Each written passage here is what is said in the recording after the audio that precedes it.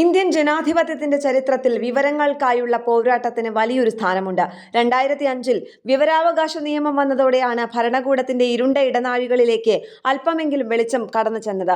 എന്നാൽ 2023 പാസാക്കിയ ഡിജിറ്റൽ വ്യക്തിവിവര സംരക്ഷണ നിയമവും അതുമായി ബന്ധപ്പെട്ട് ഇപ്പോൾ വിജ്ഞാപനം ചെയ്യപ്പെട്ട ചട്ടങ്ങളും ആ വെളിച്ചത്തെ എന്നേക്കുമായി കെടുത്താൻ പാകത്തിലുള്ളതാണോ എന്ന ആശങ്ക ശക്തമാവുകയാണ്. കഴിഞ്ഞ ദിവസം പ്രസ് ക്ലബ് ഓഫ് ഇന്ത്യ പുറത്തിറക്കിയ പ്രസ്താവന കേവലം ഒരു സംഘടനയുടെ പരാതിയല്ല, മറിച്ച് ഇന്ത്യൻ മാധ്യമ ലോകം നേരിടുന്ന അസ്തിത്വപരമായ പ്രതിസന്ധിയുടെ പ്രതിഫലനമാണ്. ഡിജിറ്റൽ വ്യക്തിവിവര സംരക്ഷണ നിയമത്തിലെ ചില വകുപ്പുകളിലെ അവ്യക്തതകളും അവയ്ക്ക് നൽകിയിരിക്കുന്ന വിശാലമായ വ്യാഖ്യാന സാധ്യതകളും നിയമത്തെ മാധ്യമങ്ങൾക്കെതിരെ ആയുധവൽക്കരിക്കാൻ ഇടയാക്കുമെന്ന PCIയുടെ മുന്നറിയിപ്പ് അതീവ ഗൗരവമർഹിക്കുന്നു.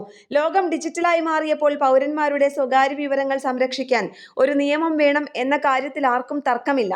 പ്രസ് ക്ലബും മറ്റു മാധ്യമ സംഘടനകളും ഇക്കാര്യം ആവർത്തിച്ചു വ്യക്തമാക്കിയതാണ്. നിയമം പിൻവലിക്കണമെന്നല്ല, മറിച്ച് അത് മാധ്യമ പ്രവർത്തനത്തെ ശ്വാസം മുട്ടിക്കരുത് എന്നാണ് ആവശ്യം. മുൻപ് 2018 2019 തയ്യാറാക്കിയ നിയമത്തിന്റെ കരട് രൂപങ്ങളിൽ മാധ്യമ പ്രവർത്തനത്തിന് വ്യക്തി വിവരങ്ങൾ ഉപയോഗിക്കുന്നതിന് പ്രത്യേക ഇളവുകൾ നൽകിയിരുന്നു. എന്നാൽ 2023 നിയമം പാസാക്കിയപ്പോൾ ആ ഇളവുകൾ അപ്രത്യക്ഷമായി. ഇതിനർത്ഥം ഒരു അഴിമതി പുറത്തു കൊണ്ടുവരാനായി പൊതുപ്രവർത്തകന്റെയോ ഉദ്യോഗസ്ഥന്റെയോ സ്വത്തുവിവരങ്ങളോ മറ്റ് രേഖകളോ മാധ്യമപ്രവർത്തകൻ ശേഖരിച്ചാൽ അത് സ്വകാര്യതയുടെ ലംഘനമായി വ്യാഖ്യാനിക്കപ്പെടാം എന്നാണ്.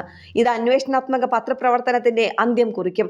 മാധ്യമ സ്വാതന്ത്ര്യത്തെ ഹനിക്കുന്ന ഈ വകുപ്പുകളിൽ വ്യക്തത വരുത്താൻ മാധ്യമ സംഘടനകൾ നടത്തിയ ശ്രമങ്ങളെ സർക്കാർ കണ്ടില്ലെന്ന് നടിച്ചു. 2025 ജൂണിൽ പ്രസ് ക്ലബ് ഓഫ് ഇന്ത്യയും മറ്റ് 22 മാധ്യമ സംഘടനകളും ചേർന്ന് ഇലക്ട്രോണിക്സ് ആൻഡ് IT മന്ത്രാലയത്തിന് ഒരു സംയുക്ത നിവേദനം നൽകിയിരുന്നു. മാധ്യമ പ്രവർത്തനത്തെ ബാധിക്കാത്ത രീതിയിൽ ചട്ടങ്ങൾ രൂപീകരിക്കണമെന്നും നിയമത്തിലെ അവ്യക്തതകൾ പരിഹരിക്കണമെന്നും ആവശ്യപ്പെട്ടായിരുന്നു അത്. നിയമത്തിലെ ചില വകുപ്പുകൾ എങ്ങനെ നടപ്പിലാക്കുമെന്നതിനെക്കുറിച്ച് 35 ചോദ്യങ്ങൾ അടങ്ങിയ മറ്റൊരു കത്തും ഓഗസ്റ്റിൽ നൽകി.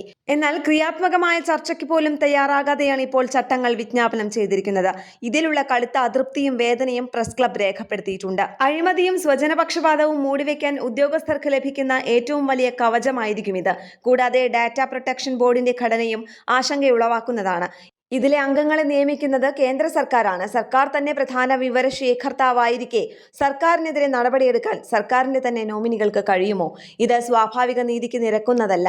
ആയുധവൽക്കരിക്കപ്പെടുന്ന നിയമത്തിലെ അയഞ്ഞ നിർവചനങ്ങളും അവ്യക്തതയും മാധ്യമ സ്വാതന്ത്ര്യത്തെ നിയന്ത്രിക്കാൻ ഉപയോഗിക്കപ്പെടും എന്ന PCIയുടെ നിരീക്ഷണം അതിശയോക്തിയല്ല. വാർത്തകൾ നൽകുന്ന മാധ്യമ പ്രവർത്തകർക്കെതിരെ കേസെടുക്കാനും വൻതുക പിഴ ചുമത്താനും ഈ നിയമം ഉപയോഗിക്കപ്പെട്ടേക്കാം. പൊതു താൽപര്യം എന്നൊന്ന് നിർവചിക്കാതെ സ്വകാര്യതയ്ക്ക് മാത്രം അമിത പ്രാധാന്യം നൽകുന്നത് ജനാധിപത്യത്തിന് ഭൂഷണമല്ല. പൗരന്റെ സ്വകാര്യത സംരക്ഷിക്കുക എന്ന സതുദ്ദേശത്തോടെ കൊണ്ടുവന്ന നിയമം പൗരന്റെ അറിയാനുള്ള അവകാശത്തെ ഹനിക്കുന്നതായി മാറരുത്. മാധ്യമങ്ങൾക്കും പത്രപ്രവർത്തകർക്കും അവരുടെ തൊഴിൽ നിർഭയമായി ചെയ്യാനുള്ള സാഹചര്യം ഒരുക്കുക എന്നത് സർക്കാരിന്റെ കൂടി ഉത്തരവാദിത്തമാണ്. വിയോജിപ്പുകളെ അടിച്ചമർത്താനും അപ്രിയ സത്യങ്ങളെ കുഴിച്ചുമൂടാനും നിയമങ്ങൾ ആയുധമാക്കരുത്. കേരള പ്രണാമൻ ന്യൂസ്, ചിന്താശകലങ്ങൾ.